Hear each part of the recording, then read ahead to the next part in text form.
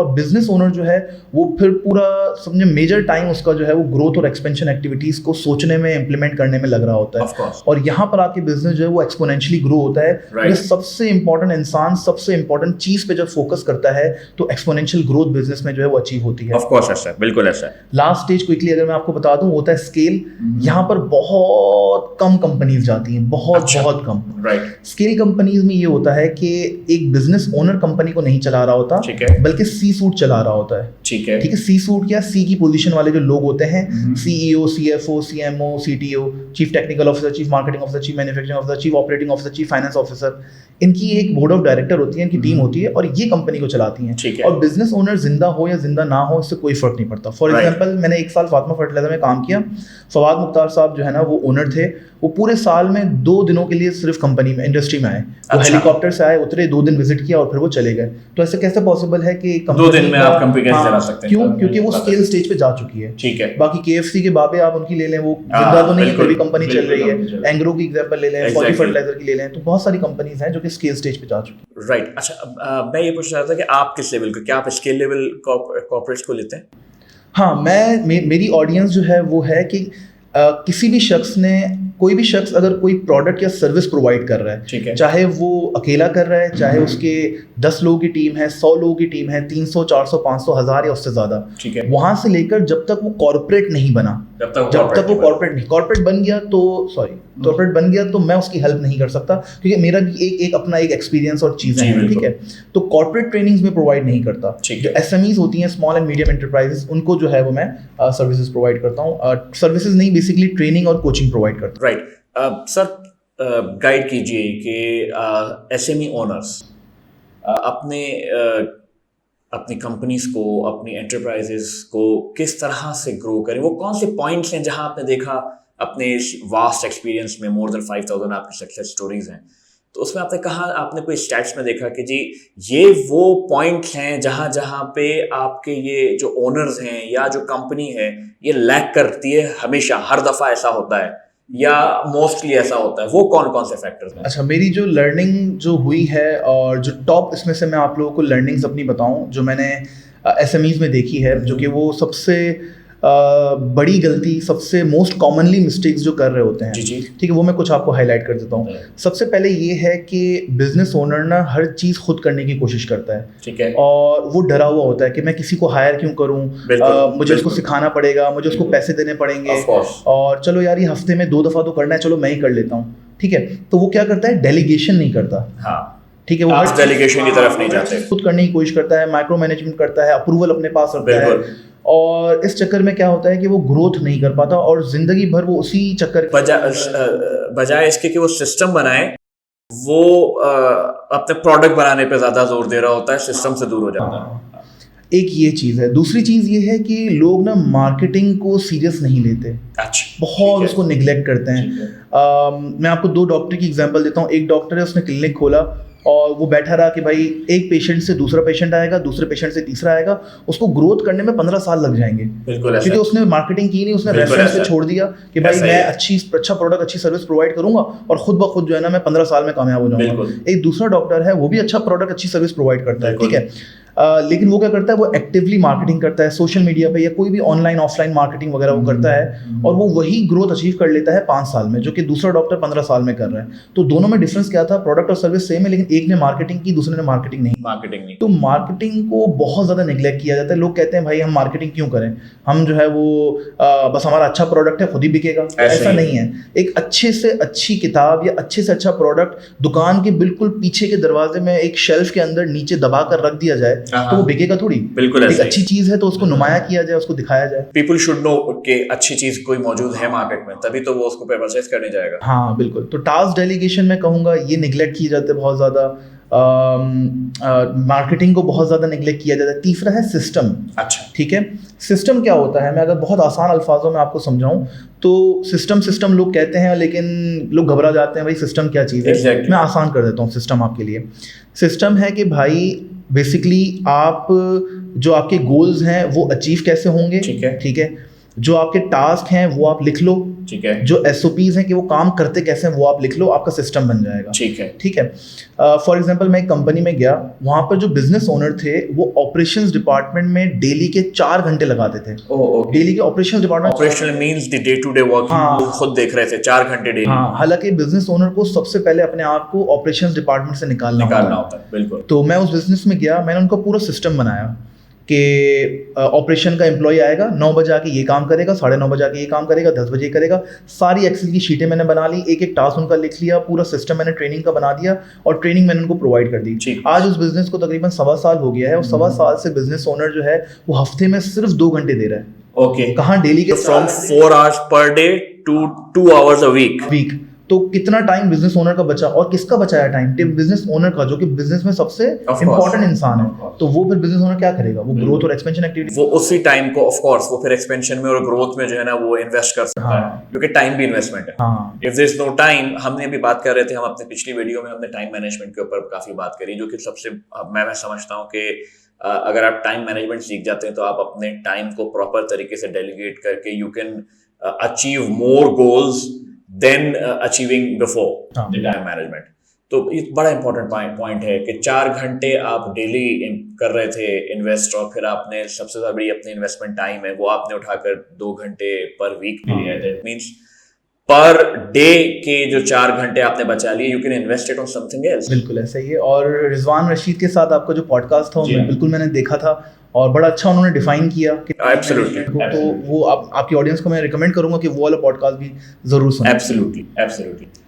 Sir बताइए, आप किस तरह से हेल्प करने का प्लान करते हैं? आपको लोग किस तरह से अप्रोच करें और कौन आपको अप्रोच करे? वो कुछ पॉइंटर्स बताइए, लोग उसको गेन कर सकें कि हमें कमाल साहब के पास जाना है, क्योंकि ये रियलाइज करना भी बड़ा मुश्किल होता है कि क्या हमें मदद की ज़रूरत है, क्या हमें ट्रेनिंग की ज़रूरत है, क्या हमें हेल्प की ज़रूरत है। यहाँ आप बताइए कि किस तरह से कौन लोग आपको कौन लोग रीच आउट करें और कैसे रीच आउट करें, ये मैं बता देता हूँ। कौन लोग, anyone who is selling any product और सर्विस। आप कोई ना कोई प्रोडक्ट या सर्विस बेच रहे हैं, चाहे आप अकेले हों, चाहे आपके 5 लोगों की टीम हो, जितने भी लोगों की टीम हो, और डोमेन से भी कोई फर्क नहीं पड़ता, चाहे आप मैन्युफैक्चरर हो, डिस्ट्रीब्यूटर हो, डीलर हो, रिटेलर हो, होलसेलर हो।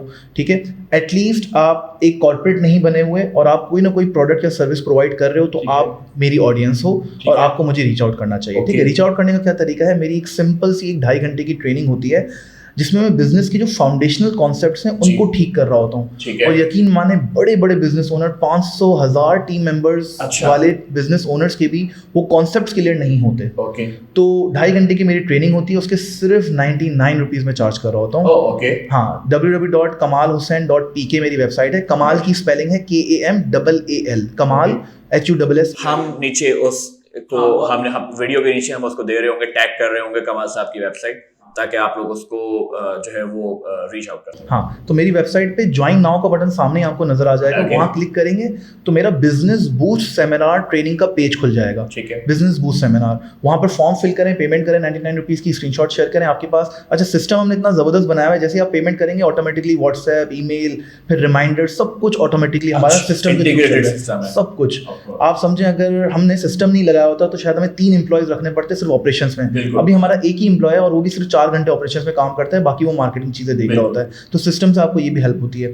तो बिजनेस बूस्ट सेमिनार जो है वो आप जाएंगे, डेट्स आपको वहाँ पर मिल जाएंगी, वो आप देखें कि क्या मेरी कंटेंट डिलीवरी और कंटेंट टॉपिक क्या समझ आ रहा है, क्या आप इससे रेजोनेट कर रहे हैं। अगर कर रहे हैं तो फिर हम फर्दर ट्रेनिंग और चीज़ों को हम एक्सप्लोर साथ में कर सकते हैं। सर, कुछ पॉइंटर्स, जैसे I am from health sciences, तो हम कुछ पॉइंटर्स देख रहे होते हैं कि अगर लैक ऑफ स्लीप है, हेडेक्स रहते हैं, बैक एक्स रहते हैं, प्रॉब्लम रहती हैं, तो हम कहते हैं यार अच्छा कंफ्यूजन है, तो हम कहते हैं यार probably the person is going into depression, अब इसको साइकोलॉजिस्ट की ज़रूरत है। ऐसे कोई पॉइंटर्स जो लोग एंटरप्राइज ओनर्स अपने अंदर नोट करें, कि अपने बिजनेस में नोट करें कि ये वो पॉइंटर्स हैं जहां अब मुझे लगता है कि मैं एक्सपेंड नहीं कर पा रहा या मैं किसी प्रॉब्लम में, वो कुछ पॉइंटर्स आप बताएंगे जहां वो कहेंगे जी नहीं, अब कमाल हुसैन साहब के पास तो जाना है, वरना जो है ना वो we are going on down scale, या मतलब वो रियलाइजेशन हो जाए उन पॉइंटर्स से उन्हें। जब आप गोल्स अचीव आपके नहीं हो रहे हों तब, और ज़्यादातर बिजनेस ओनर्स का प्रॉब्लम ये होता है कि वो गोल्स को डिफाइन ही नहीं करते। ठीक है, मैं गोल्स को कैसे देते हैं, हर एक डिपार्टमेंट को गोल कैसे देते हैं, अपना पर्सनल फाइनेंस गोल कैसे होता है, बिजनेस का फाइनेंस गोल कैसे होता है, इसकी भी मैं पूरी ट्रेनिंग करवा रहा होता हूँ।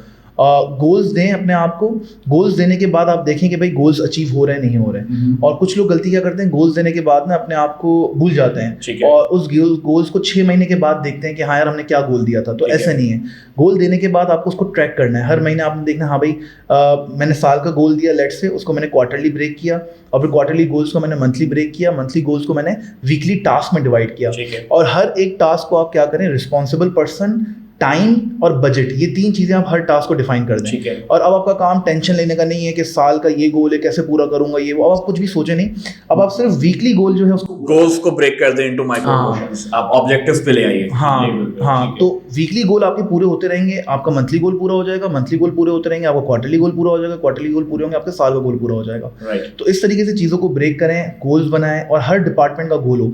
सेल्स का कि भाई 1 साल में इतना बेचना है, मार्केटिंग का 1 साल में इतने इंटरेस्टेड लोग लीड्स चाहिए मुझे, ऑपरेशंस का कि इतने टाइम में, इतनी क्वांटिटी में, इतने कॉस्ट में और इतने जो है ना वो उसमें मुझे ये प्रोडक्ट या सर्विस बनानी है। फिर अकाउंटिंग का, एचआर का, तो गोल्स बनाएं और जहां पर आपको लगे कि मैं जो चाहता हूं गोल्स वो पूरे नहीं हो रहे या गोल्स बनाते कैसे हैं वो, तो आप ये एक इंडिकेटर है कि भाई आपको एक मेंटोर की अशद ज़रूरत है, फ़ौरन ज़रूरत है। और सिर्फ इस पॉइंट पे नहीं, मैं कहता हूँ कि भाई देखिए मैंने अपनी जर्नी स्टार्ट की 3 लाख रुपए का, मेरे पास 5,000 भी नहीं थे उस वक्त। बिल्कुल, मैंने 3 लाख रुपए का कोर्स खरीदा, लेकिन उस कोर्स ने मेरी पूरी आगे की बिजनेस जर्नी डिफाइन की। बिल्कुल। तो कोर्सेज, मेंटोरशिप, बिजनेस कोच ये होना लाजमी है। और मैं कहता हूँ सिर्फ बिजनेस कोच नहीं, आपकी जिंदगी के हर हिस्से में कोच होना जरूरी है। ऑफ कोर्स मेंटोर्स की बहुत जरूरत है। रिलीजियस कोच हो, एक रिलेशनशिप का कोच हो, एक आपका हेल्थ का कोच हो, बिल्कुल, एक आपका बिजनेस का कोच हो, वेल्थ का कोच हो, हर एक डोमेन के अंदर कोच होना बहुत जरूरी है। बिल्कुल ऐसा ही है।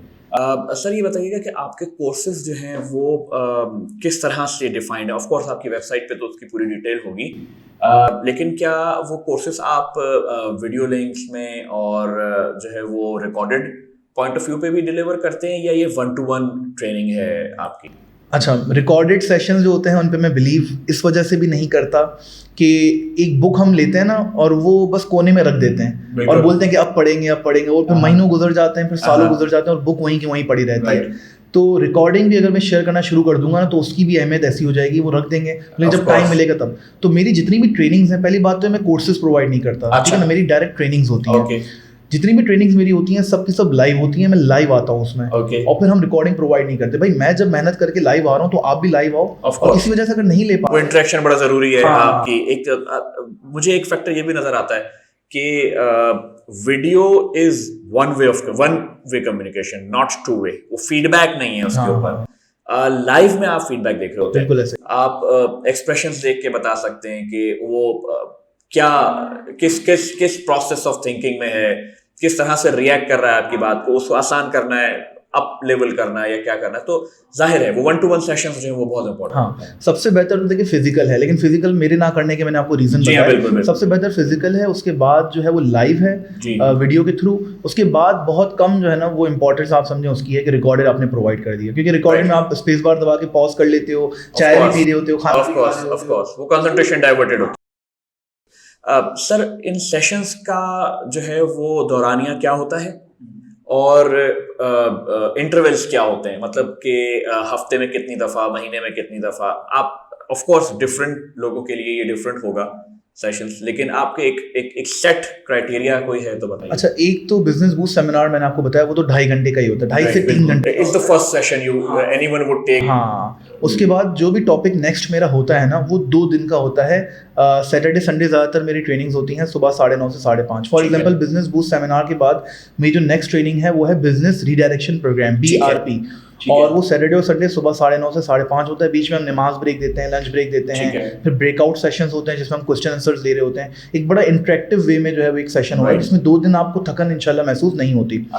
तो और ज़्यादातर ट्रेनिंग्स भी मेरे 2-2 दिन के ऊपर चल रही होती हैं। कुछ एडवाइस करना चाहेंगे SMEs को कि SME ओनर्स को कि क्या किन चीज़ों पे कंसंट्रेट करें ताकि हमें एक कंक्लूजन मिल जाए कि हाउ टू गो थ्रू? मैं देखें जो अपनी टॉप एडवाइस SMEs को देना चाहूँगा, बेसिकली 3 तरीके के जो है ना 3 टाइप्स के बिजनेस होते हैं। Owner driven business, team driven business और system driven business. Owner driven business में क्या होता है, कंपनी की डिपेंडेंसी ओनर के ऊपर होती है। टीम की डिपेंडेंसी टीम ड्रिवन बिजनेस क्या होता है कि बिजनेस की डिपेंडेंसी टीम के ऊपर होती है, और सिस्टम ड्रिवन के अंदर बिजनेस की डिपेंडेंसी सिस्टम के ऊपर होती है। तो आई वुड रिकमेंड कि आप लोग ना जल्द अज जल्द ओनर ड्रिवन से टीम ड्रिवन पे जाएं, और टीम ड्रिवन से फिर आप सिस्टम ड्रिवन पे जाएं। ठीक है। ये मेरी टॉप एडवाइस होगी, क्योंकि सिस्टम जब बनता है तो काम कंटिन्यूस होने लगते हैं, कंसिस्टेंसी के साथ होने लगते हैं। बिल्कुल ऐसा ही। तो ये मेरी जो है वो आपकी व्यूअर्स के लिए, एसएमईज के लिए ये एक एडवाइस होगी। और सेकेंडली, कोचेस की अहमियत को समझें। हमें ऑफ कोर्स मेंटर्स की अहमियत को समझना बहुत जरूरी है, कोचेस की अहमियत को समझना बहुत हाँ, जरूरी हम है। किसी और की गलती से सीख लें। एक फैसला भी हमें 5 साल जिंदगी में आगे कर सकता है, तो हम Of किसी course. और के ऊपर, किसी और पे भरोसा क्यों नहीं करें, किसी और से हम क्यों नहीं सीखें, बिल्कुल। अपने डिसीजंस खुद क्यों लें। ऑफ कोर्स, ये है। ऑफ कोर्स ऐसा। कमाल साहब, बहुत अच्छा लगा आपके साथ जो है आज की इंटरेक्शन में, आज की इस पूरे सेशन पे आपसे बहुत कुछ सीखने को मिलेगा।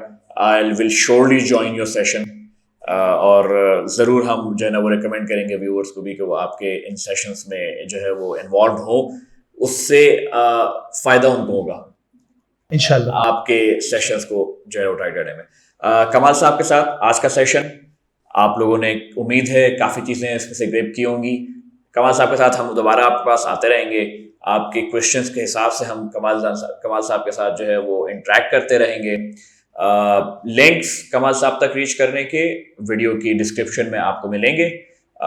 हमें बताइएगा कि आप क्या इन्फॉर्मेशन जानना चाहते हैं, बताइएगा अपनी जो है वो ट्रबल शूटिंग हम आपके लिए कर सकते हैं। कमाल हुसैन साहब के साथ आपको डायरेक्ट लिंक करवा सकते हैं।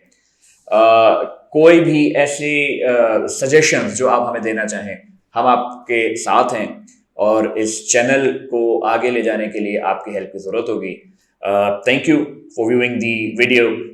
Kamal Hussain साहब, again a very big thank you for coming in. Thank you, sir. अपना इतना टाइम देने के लिए thank you sir. देखते रहिए, साथ रहिए कैनेट converse with doctor Fahad. Thank you. अल्लाह हाफिज़।